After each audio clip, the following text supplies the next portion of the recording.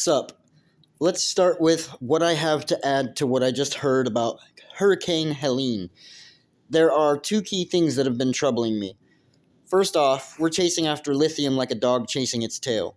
North Carolina, with its so-called Carolina Tinspodumene Belt, is sitting on a lithium jackpot. Piedmont Lithium's Carolina Lithium project alone is set to churn out 30,000 metric tons of lithium hydroxide annually, which I believe would make them the top dog in the US battery market. Now, you'd think that that'd be a reason to throw a parade, right? Not so fast. The locals? They're having none of it. "You're gonna mess up our water," they scream. And can you blame them? Environmental destruction doesn't come with a "sorry for wrecking your town" coupon. Full-scale operations may not even kick off until 2029. Bureaucracy, environmentalist pushback, it's a circus with too many clowns and not enough popcorn. And then there's Kings Mountain, the old lithium cow that they're looking to milk once again. It was shut down in the 80s, now the overlords at Albemarle Corporation plan to fire it up once more. Gotta love that industrial resurrection. Dig up the corpse and make it dance because, hey, electric vehicle batteries need lithium, baby. But here's the kicker.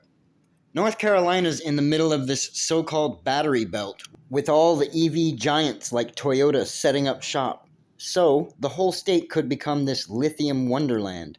And that brings me to my second point. North Carolina, it's a swing state. You know, one of those places that's not sure whether it wants to go to the dance with Democrats or Republicans. Heavily populated areas? Yeah, they tend to lean Democratic. Big cities, universities, all that jazz. But rural areas, those are solid Republican strongholds. You'd think in a place where every vote matters, where both sides are clawing for every inch of political ground, they'd be falling over themselves to help people out in a crisis, right? But no, that's not what's happening here. Now enter Hurricane Helene, and when I say enter, I mean crash through the damn door like a wrecking ball made of water. 18 to 30 inches of rain in some areas, 40 trillion tons of water with nowhere to go. Think about that, 40 trillion tons. That's like enough to drown a small country.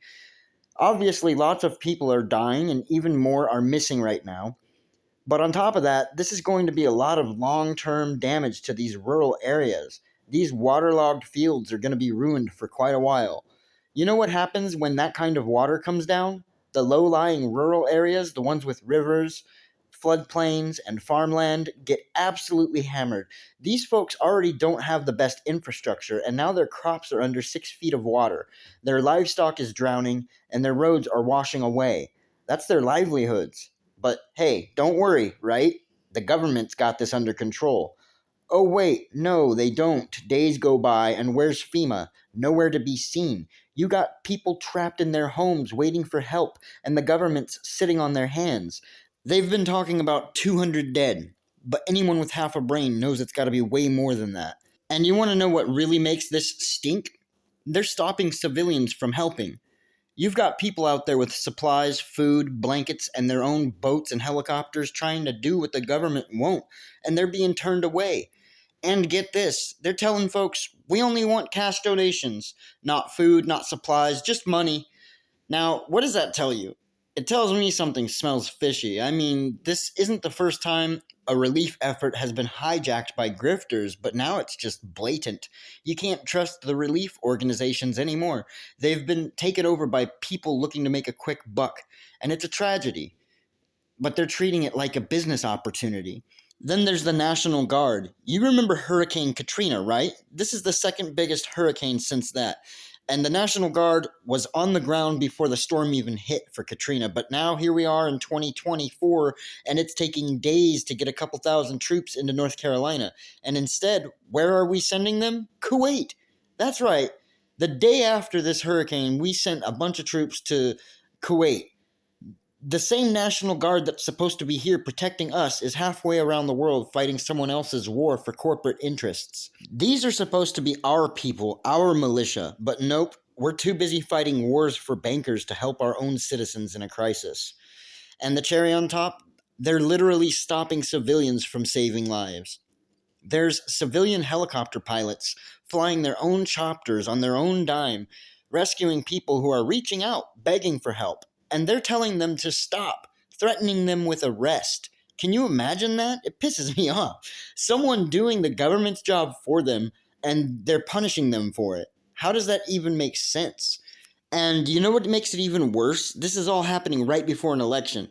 You don't think that's a little suspicious? Rural folks are getting hit the hardest, and no one's coming to help them. The areas that vote Republican are underwater, literally, and the response is nothing but crickets. Meanwhile, the government is dragging its feet, turning away help, and asking for cash like they're running a fucking charity drive. This whole thing stinks worse than a dumpster behind a fish market. And the timing, right before an election, makes you wonder what's really going on here, doesn't it? Something's not adding up. If you want a lot more details on this story, check out the Truthstream Media video on this. They're telling it like it is. The link for that's in the description. And also, I'm sick. I got a runny nose and stuff, and I don't usually make these videos completely on my phone, so the format isn't going to be as good as I usually try to make it. I'm sorry that the pictures are just kind of thrown up here. They're not even really put in any sort of order. I just collected some pictures I thought were relevant. You know, I'm house sitting right now. I only have my phone with me. I'm trying to chill with my nephew, Gunner.